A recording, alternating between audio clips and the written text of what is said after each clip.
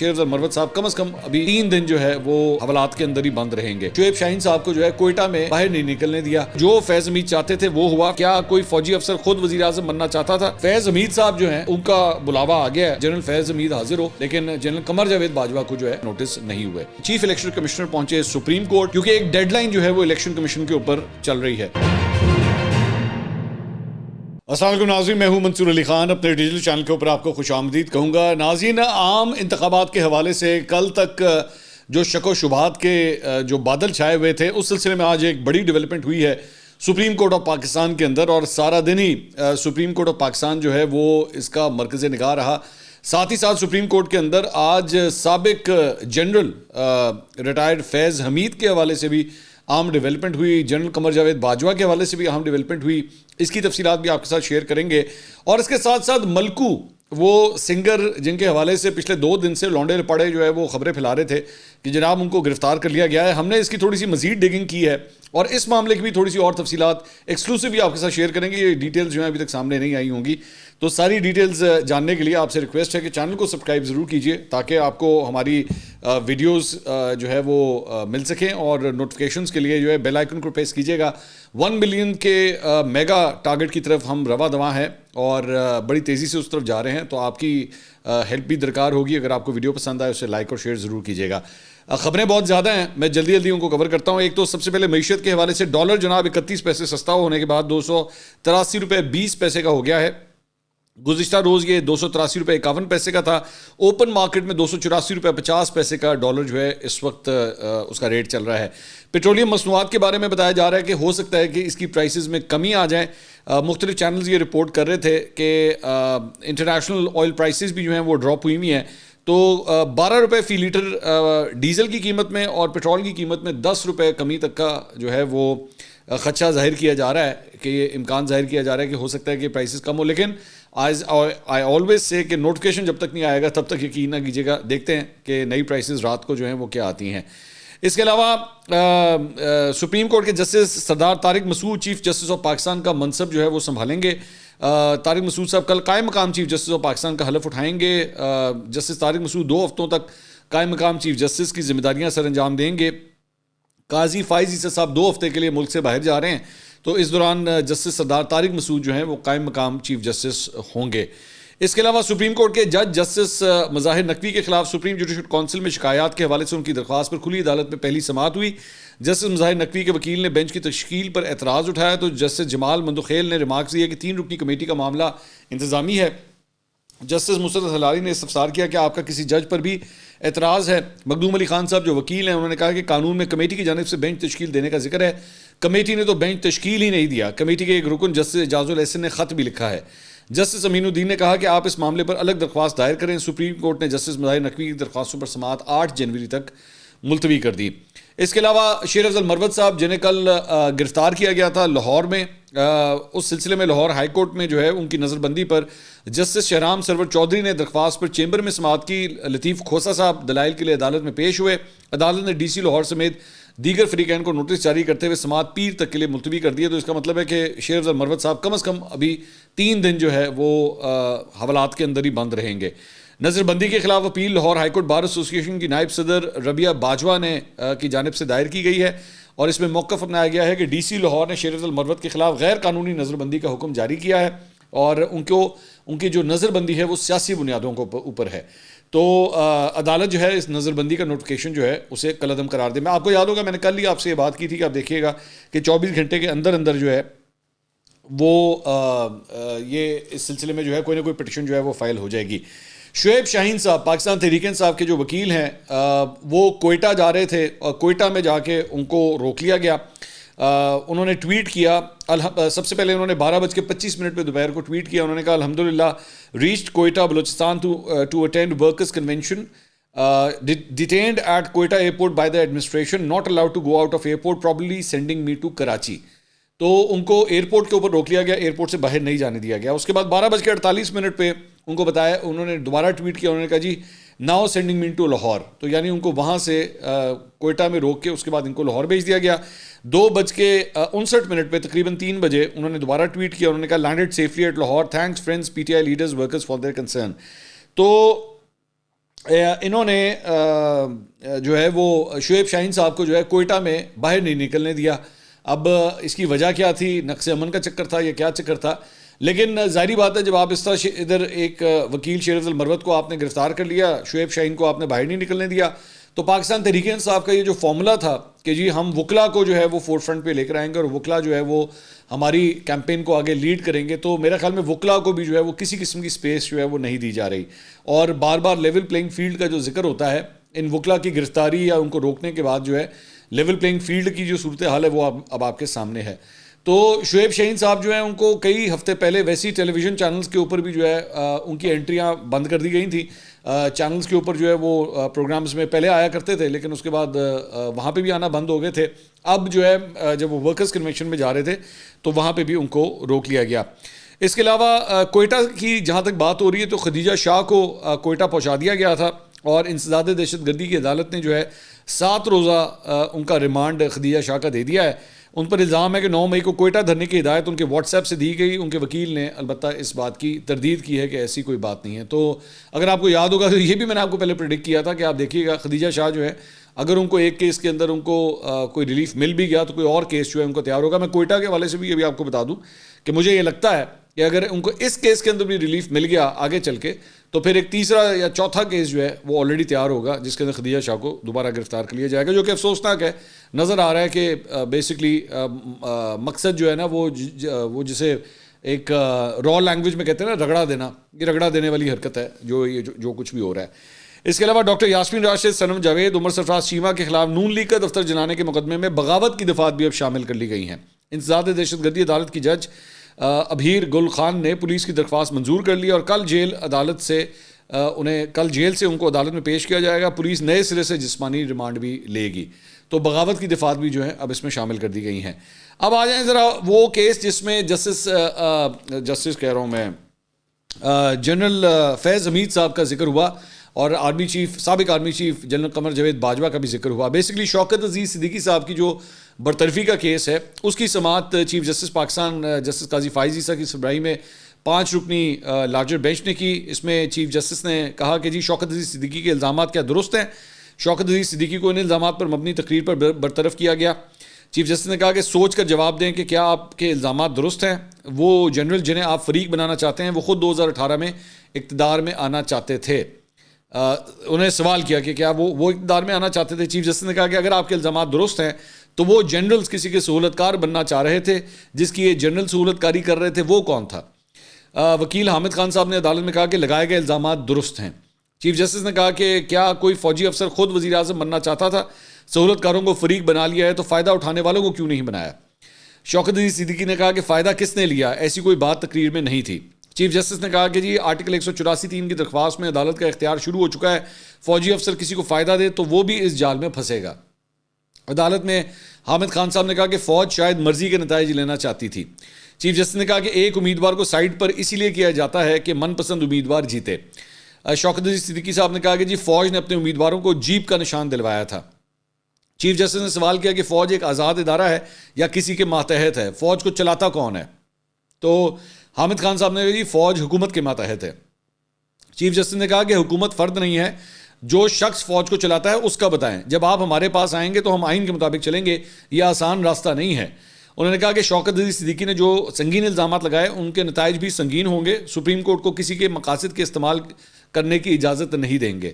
Justice جمال مندوخیل نے کہا کہ ہمارے کندھے استعمال کرنے کی کوشش کی جا رہی ہے. چیف جسٹس نے کہا کہ ہم کسی ایک سائیڈ کی طرفداری نہیں کریں گے. عدالت میں وکیل بار کونسل صلاح الدین صاحب نے کہا کہ سابق جج نے تحریری جواب میں جن کا نام لیا ہم ان کو فریق بنا رہے ہیں. شوکت عزیز صدیقی نے عمران خان سمیت کسی اور کو فائدہ دینے کی بات نہیں کی. مفروضے پر ہم کسی کو فائدہ پہنچانے کے لیے کسی کا نام نہیں لے سکتے. چیف جسٹس نے کہا کہ اس کا مطلب ہے کہ شوکت عزیز صدیقی کے الزامات بھی مفروضے ہیں. چیف جسٹس نے کہا کہ شوکت عزیز صدیقی نے زیادہ نام فیض حمید کا لیا ہے. قمر باجوہ سے متعلق گفتگو تو سنی سنائی ہے. چیف جسٹس نے کہا کہ قمر باجوہ نے شوکت عزیز صدیقی سے براہ راست کوئی بات نہیں کی تھی. جسٹس مندوخیل نے کہا کہ کیا چیف جسٹس ہائی کورٹ نے وہ بینچ بنایا تھا جو فیض حمید چاہتے تھے؟ حامد خان نے کہا کہ جو فیض حمید چاہتے تھے وہ ہوا. فیض حمید چاہتے تھے الیکشن 2018 سے پہلے نواز شریف کی ضمانت نہ ہو. چیف جسٹس نے کہا کہ اب آپ خود معاملہ الیکشن 2018 تک لے کر آئے ہیں. جسٹس جمال مندوخیل نے کہا کہ نواز شریف کی اپیل پر کیا فیصلہ ہوا؟ حامد خان نے کہا کہ اپیلوں پر ابھی فیصلہ ہوا اور نواز شریف بری ہو گئے. چیف جسٹس نے کہا کہ جنرل باجوہ سے تو کڑی نہیں جوڑ رہی. آپ کہتے ہیں کہ فیض حمید جنرل باجوہ کے کہنے پر آئے. جنرل باجوہ پر تو براہ راست الزام ہی نہیں. آج کل تو لوگ کسی کا بھی نام استعمال کر لیتے ہیں. رامے بھی اس کیس سے غیر متعلقہ ہیں. سپریم کورٹ نے شوکت علی صدیقی کی برطرفی کے کیس میں لیفٹیننٹ جنرل ریٹائرڈ فیض حمید کو نوٹسز جاری کر دیے. عدالت عظمیٰ کی جانب سے بریگیڈیئر ریٹائرڈ عرفان رامے, اسلام آباد ہائی کورٹ کے سابق چیف جسٹس انور قاسی اور سابق رجسٹرار ارباب عارف کو بھی نوٹسز جاری کر دیے گئے. سو بیسکلی ایک جنرل اور ایک بریگیڈیئر. اس سے قبل آئینی درخواستوں میں صرف وفاق, سیکرٹری قانون و انصاف, جبکہ سپریم جوڈیشل کونسل کو اس کے سیکرٹری کے ذریعے فریق بنایا گیا تھا. تو فیض حمید صاحب جو ہیں ان کا بلاوا آ گیا ہے. جنرل فیض حمید حاضر ہو اور ایک بریگیڈیئر صاحب بھی حاضر ہوں, لیکن جنرل قمر جاوید باجوہ کو جو ہے وہ اس کیس میں نوٹس نہیں ہوئے. اچھا جی, اس کے علاوہ ملکو صاحب کے حوالے سے ذرا میں بات کر لوں. ہوا یہ کہ میں نے آپ کو پچھلے اپنے ویلاگ میں نے بتایا تھا کہ وہ ایک جھوٹی خبر تھی کہ جی ان کو گرفتار کر لیا گیا ہے, اور اس کے اوپر جو ہے بڑے لونڈے لپاڑوں نے بیٹھ کے ویلاگ بھی بنا دیا ہے, سارا کچھ کر دیا, ماتم بھی شروع کر دیا. ہائے وہ کتنے پیڑے ہی ساری اسٹیٹ کتنی پیڑی ہے کہ ملکو کو گرفتار کیا. شہباز گل بھی جو ہے وہ بولی جا رہا ہے کہ جناب وہ گرفتار کر لیا, دیکھیں گرفتار کر لیا, جبکہ غلط خبر تھی, فیک خبر تھی. وہ میں اسی لیے کہتا ہوں نا, جب تم باہر بیٹھے ہوندے ہو you have absolutely no idea کہ ملک میں ہو کیا رہا ہے. آپ باہر بیٹھ کے ہواؤں کے اندر جو ہے وہ سودا بیچتے رہتے ہیں. بلکہ آج جو ہے وہ لوگوں نے اس کو بتایا بھی شہباز گل کو کہ بھائی کوئی عقل کو ہاتھ مار, کیا تو بولی جا رہا ہے. لیکن وہ کہاں جڑا نا چٹا ہی ہے, انہیں نہیں مننا.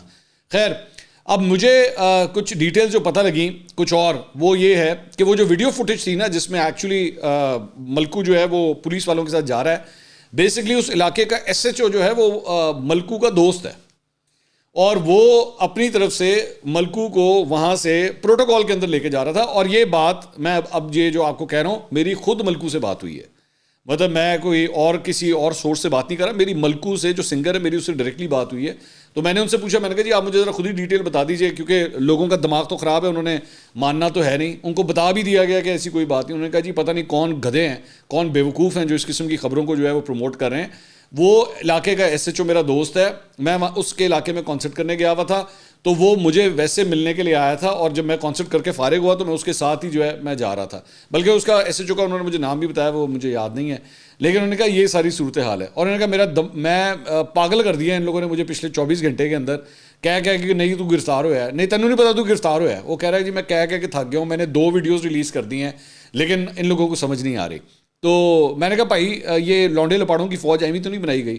پچھلے 10-11 سال میں یہ لونڈے لپاڑے جس طرح پروموٹ کیے گئے ہیں نا, ان کا مقصد ہی یہی ہے کہ فیک نیوز پھیلا کے اپنے ویوز لو, بس مرچ مسالہ لاؤ, خان کے نہ ہینڈسم ہے گا تو خان ہی خان ہے گا. میں نے کہا ان کا دماغ خراب ہے, انہوں نے انسان نہیں بننا.